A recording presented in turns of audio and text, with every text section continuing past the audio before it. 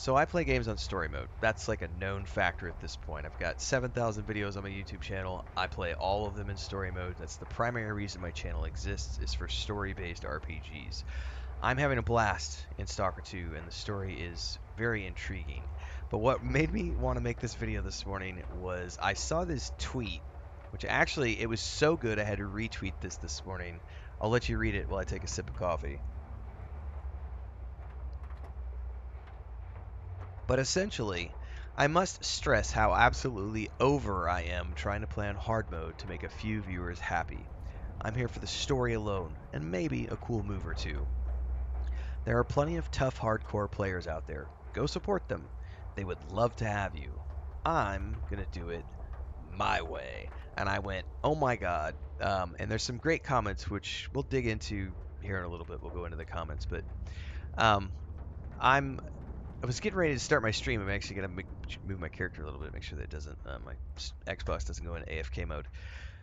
I was going through Twitter ahead of my stream this morning, and I went, "Oh my God, this is a brilliant thing! I need to make a video about this," because the first day that I streamed this game, and I have this for many games that I play, but I've never seen it as bad as it has been with Stalker 2. As much fun as I'm having, um, and as great as the majority of the community have been, oh my god, have the locusts of "get good, noob" gamers coming out and leaving commentary and trying to come in and disrupt the stream and being upset because I'm choosing to play this game on story mode, aka rookie mode. It has been genuinely amusing and hilarious to watch this unfold.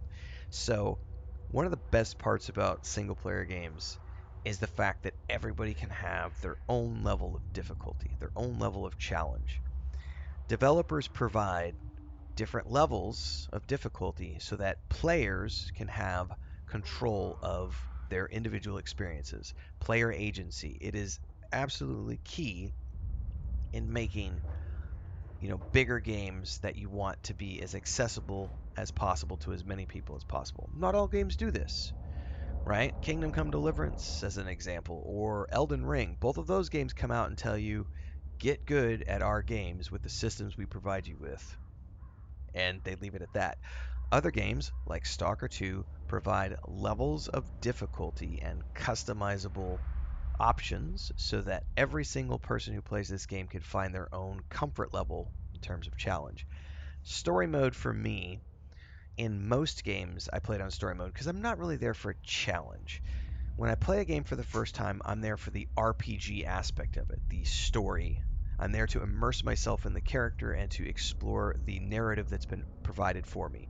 Whether it's a science fiction game or a fantasy game or a horror game, I like story. A good example of this is I love the story of the Call of Duty games and the Black Ops games. It's a little cheesy, but it's like watching an old Chuck Norris movie from the 80s. You know exactly what you're getting. They're little 4 to 6 hour campaigns. I can play them. I get the story that I want out of them, and then I go away. I don't care about Warzone and the DMZ and all that multiplayer shit. I just want the single player storyline. And so I play games for story, regardless if they are 150-hour games or 4-hour games. I just like story. Now, if I like a game good enough, I will come back and play it a second time, sometimes a third time on harder levels of difficulty. Because once I know the story and I know the mechanics and I know how everything works, I feel comfortable letting myself do something a little more challenging. Red Dead Redemption 2 is a good example of that. Jedi Fallen Order, which I've done 3 times actually, and each time I started off story mode, then Jedi mode, Jedi Knight mode, and then I went to Jedi Master mode, and have had fun each time.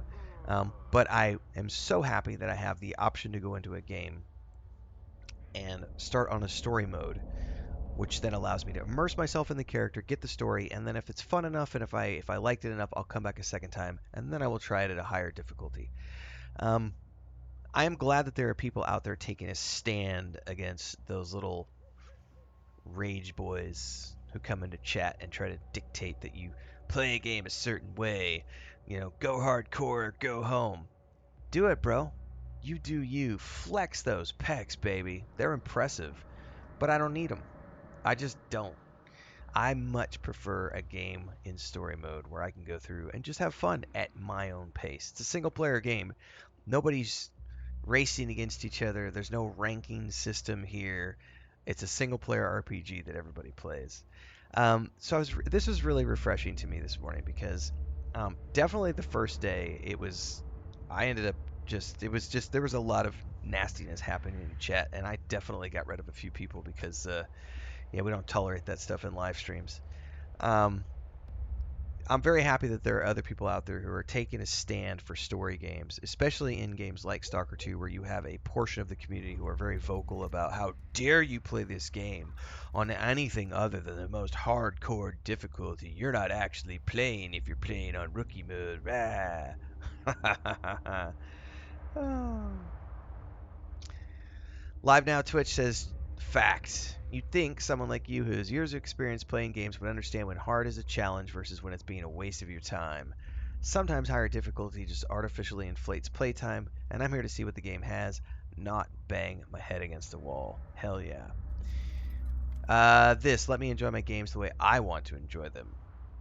How dare you enjoy your single player offline video game in the manner that is most enjoyable to you? Ah.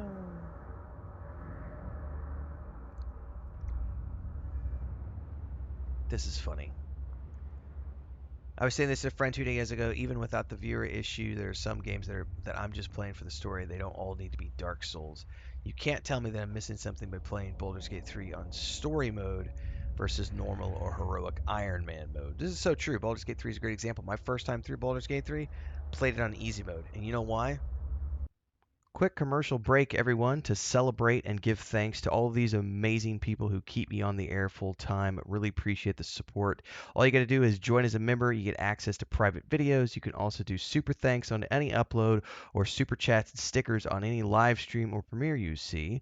And beyond that, don't forget we're multi streaming over on Twitch now, so you can support over there as well.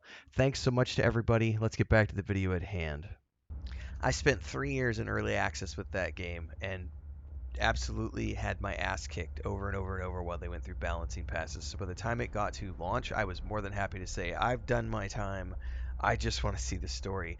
And you miss none of the story by playing on story mode versus playing like Iron Man mode in Baldur's Gate 3. It's the same story, same exact story. Um, Coco says, I'm all about this. My main focal point in most games I play is the journey, and that journey typically falls into two camps. The challenge is the journey, and the enjoyment comes from personal growth, or the story is the journey, and enjoyment comes from the world building. Argo guy says, I'm here to relax and have fun. If I want to stress out, I'll stay at work. It's true. This is the best part, says Sai. All these people are getting uppity about other people playing on easy mode and then they also keep watching, when instead they should be supporting the hardcore challenge runner streamers. Play how you want. Not everyone has the time to retry 50 times per fight. I respect that. Damn right. I've got two kids. I almost never play hard mode. I only play hard mode Atlas, SMT, and Persona type games, and only because I've played so much of them that it's a fair challenge for me.